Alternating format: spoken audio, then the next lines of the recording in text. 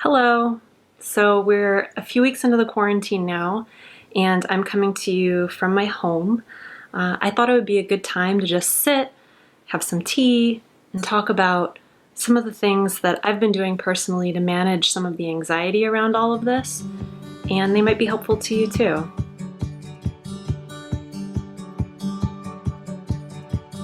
So I'm here in my living room today, just kind of curled up with this beautiful cup of tea. I'm obsessed with this tea lately, by the way.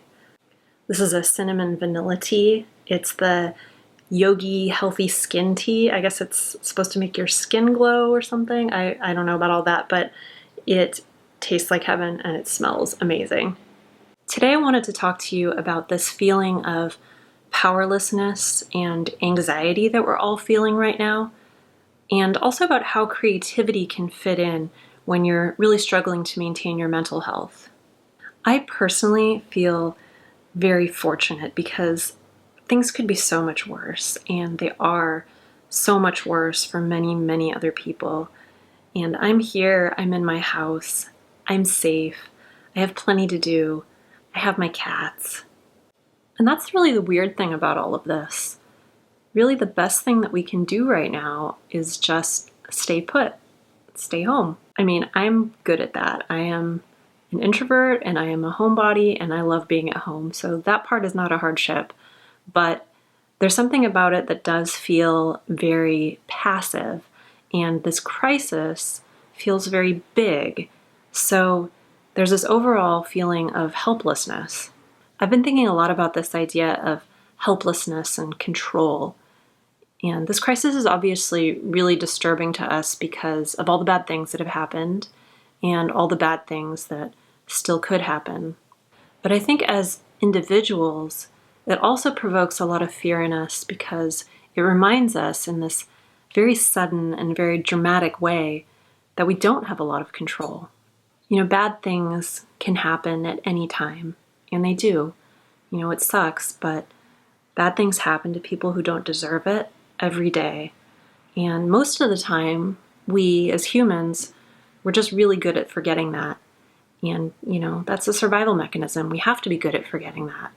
So, to be honest, I think in a lot of ways, we are helpless. And if you're feeling helpless right now because you've been reminded of that, then you're not alone. I think we're all feeling that way right now. But in other ways, I think we actually have more control than we realize.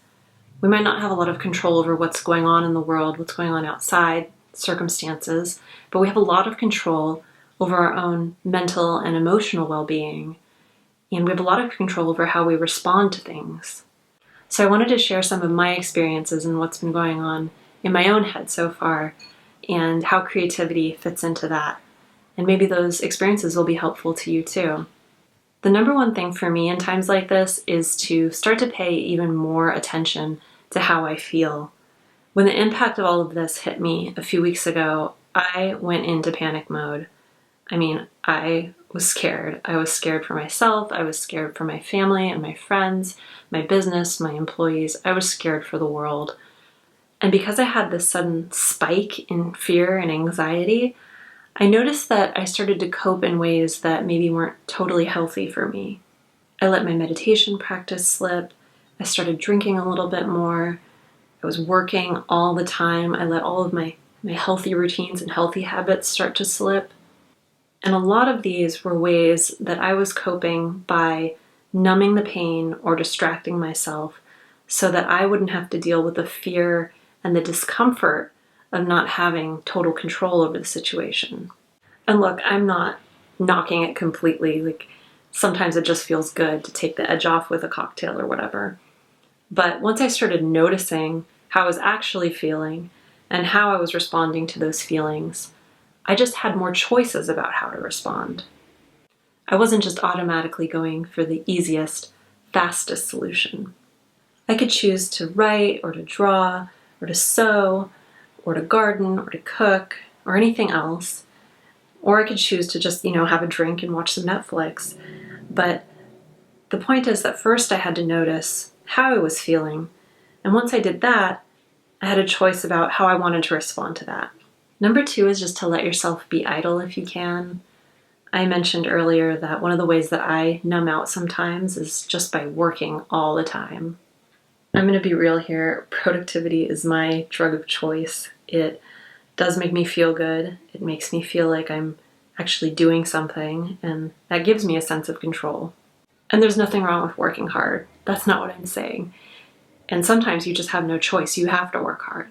But when your response to stress and anxiety is to work harder and to work longer, and that provokes more stress and more anxiety, then that becomes a hamster wheel that's really hard to get off of. So for me, again, first I had to notice this, and then I had to just let myself sit. I just had to slow down, let myself do nothing for a little while, and recognize that I wouldn't have control no matter how hard I worked.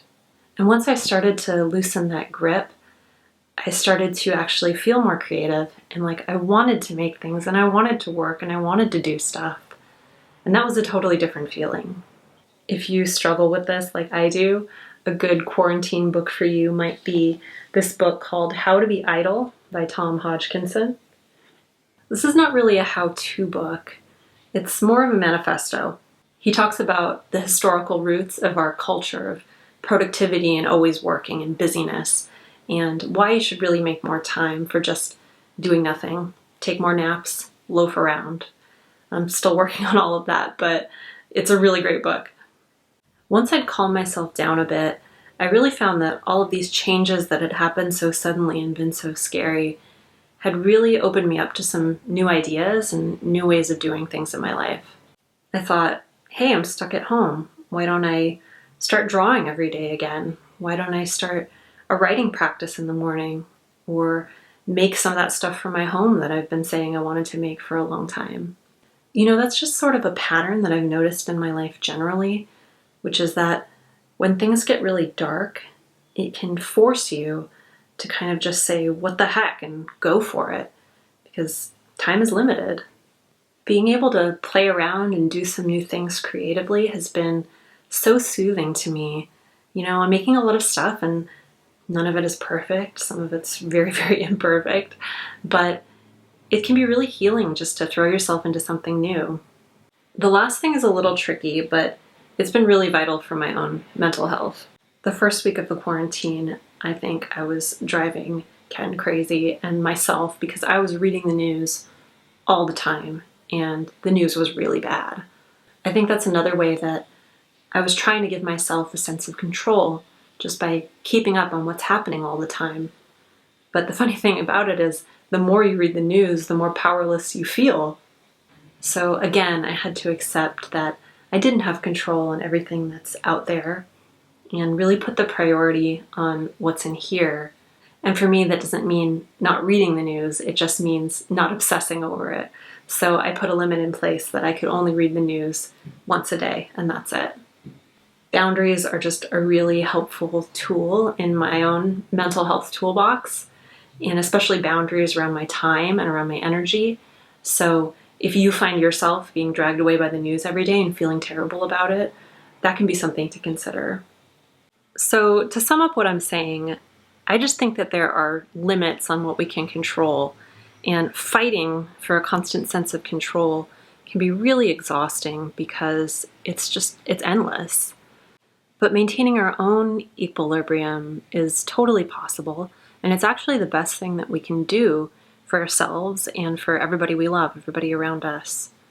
We can notice how we're feeling and how we're responding, and then we can make our own choices based on that information. For me, creative outlets have been really essential in feeling better during this time, but I've been trying to approach them with a certain gentleness and a kindness towards myself, rather than as just a way to keep feeling busy and keep feeling productive. So those are my thoughts a few weeks into this quarantine. I hope something in here struck a note with you, and I hope that you're being nice to yourself right now. If you want to have more of these kinds of chats, or if you just want to recommend another delicious tea to me, let me know down in the comments. And be sure to like this video and subscribe to our channel if you're not subscribed already. You're the best. Thank you for being here, and I'll talk to you soon.